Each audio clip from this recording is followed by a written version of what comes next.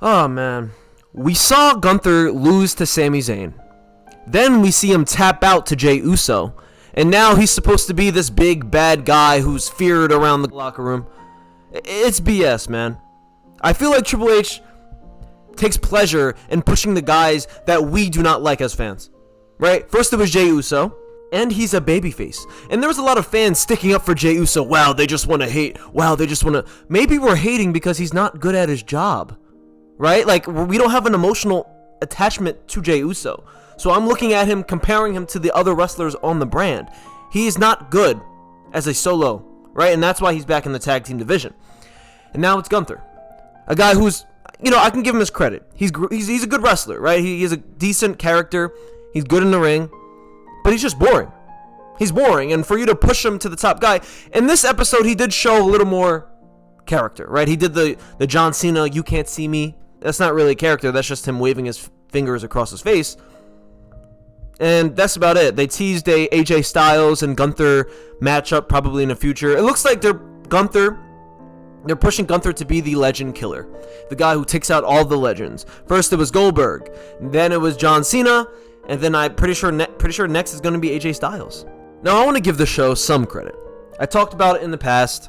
They show the Visionaries, right? This was a new faction. But they never really showed the characters communicating in the back, right? There's no conversations. We don't get to know any of the characters. We don't get to know their motives. This episode, we actually saw Logan Paul talk to Bronson Reed, Braun Breaker talk to them, Paul Heyman talk to them, and we got to know what these characters are. Logan Paul is like the dumb or the young, inexperienced guy who's, excited about everything. Bronson Reed, he's the enforcer, he's tough, spinal. I guess he's like a Mike Tyson character. I don't know. And Braun Breaker is clearly the leader. That's what we want to see. It's not too hard to ask, right? This was a good segment, and I appreciate that they're growing. They're learning from their mistakes. Right? The Visionaries, or whatever they're called, I still don't know their name. The Vision, I think it's the Vision. They're more important now, because we know these characters. We're getting to know them. You're going to have an emotional attachment for some people. So, I'm happy that they did that. And next we had a tag match between the Usos and the New Day, and this is where I have the problem. Why can't they just shock the world? Have the New Day win. Bring some more heat on the New Day, because now there's heat on the New Day, but they just lose. So they're just booing to boo, and it's, I don't know, when you don't have a reason to boo someone, and they're kind of just like, oh, I guess we gotta boo them, like, it's just, it doesn't feel important at all. And if the Usos did lose, they would cause some turmoil between Jey and Jimmy, which I already think they're going to do. They're going to have Jey turn on Jimmy. That's what I think is going to happen. I don't know how long they're going to run this storyline, but I think that's going to happen. And the Usos are in line to challenge the tag champions. And yeah, I really don't understand how the Usos are next in line after beating the New Day, who never win any matches. So I don't know how that makes sense, but it makes sense to Triple H. So yeah, we'll go with that. And why is Dominic Mysterio still the IC champion? It's getting old. It's really boring. Most of the time, I don't even know he's the champion. And I'm like, oh, he has a title in his hand. I guess he's the IC champion. Can we push any other mid-carders? Dominic Mysterio really hasn't done anything. The only big story, I guess, was him and John Cena. That's really the only big match, interesting feud that was like, oh, maybe John Cena could, there's no other matches. AJ, did he even fight AJ Styles? I don't even know if he did. But it's getting really old. Like, he's not even the biggest heel anymore. I don't even think he's a heel. He's like a babyface. People cheer for him. I don't know why. I don't know what he did to become a babyface, but it's just getting old. It's time to push some other mid-carders who deserve a chance.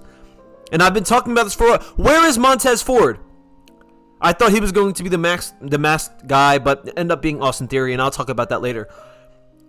There's all these guys who are or should be in the mid-card that don't even go up on the show. Don't even show up on the show. Aren't even characters anymore. Like, what happened to Montez Ford? I really think if they pushed him as a mid-carder, that would be great. We need more mid-carders, man. Sami Zayn should be in the mid-card. Jey Uso, mid-card. Jimmy Uso, mid-card, if they want to separate them. Like, we got to stack the mid-card up. You don't just push these guys to the main event.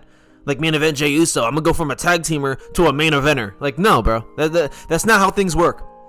You go from tag team to mid-card, then, if you're good enough, you get to the main event. And honestly, Carmelo Hayes should have been in the position that Dominic Mysterio was in. He was the first pick coming out of NXT. He was a great heel, and they instantly just butchered him.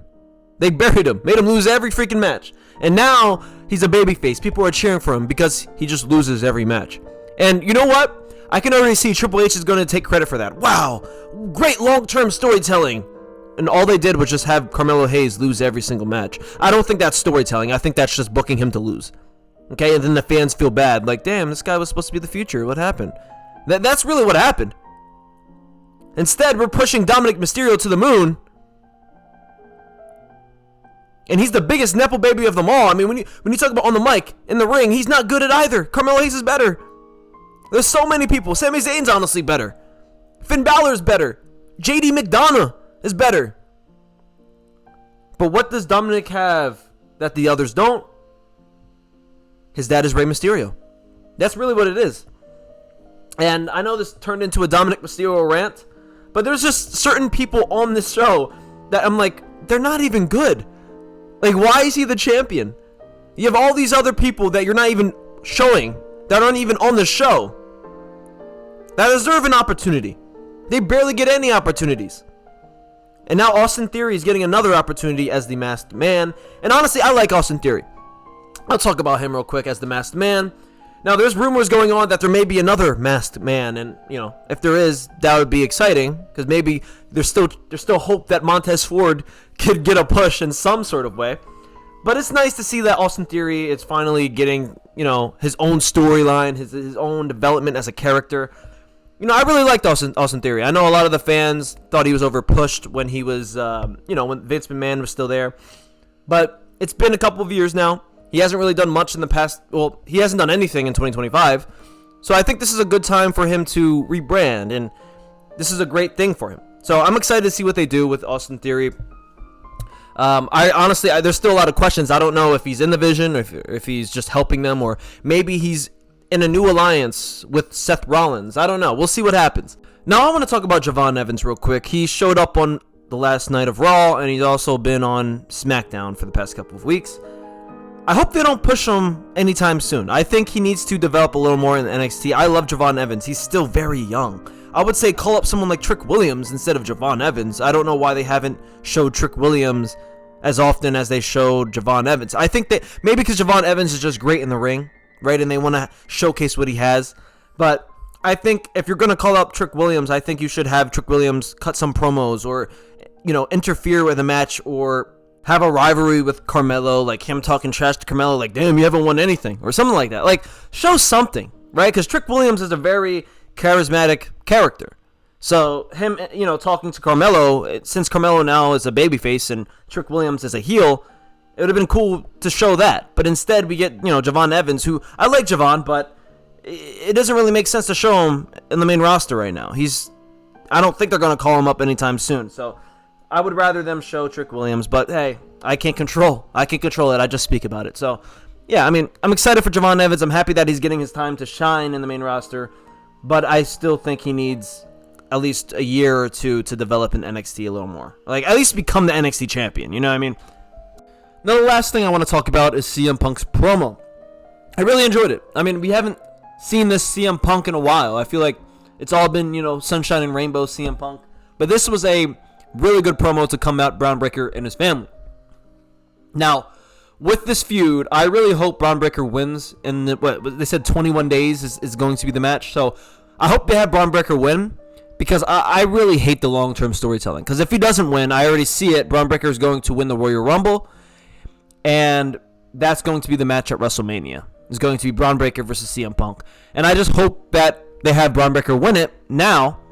And we can have a whole new feud. Maybe CM Punk wins the Royal Rumble and wants to get it back, right? Then I wouldn't really care. Well, actually, I still would because that would just be pointless. But I want to see something new. I don't want to see the same match because they did this last year, right? When on a Saturday night live event, they had Jey Uso versus Gunther. Gunther won. They had another match, I think a week later, Gunther won. And then they had Jey Uso win the Royal Rumble to face Gunther again. No one wants to see that. We've seen that match many times. No one wants to see that. And I hope that the WWE does not make the same mistake that they did last year. So we will see. You know, overall, it was a solid episode. It wasn't the worst. And if you enjoyed this video, drop a like, subscribe to the channel, and I'll catch you guys on the next one. Peace out.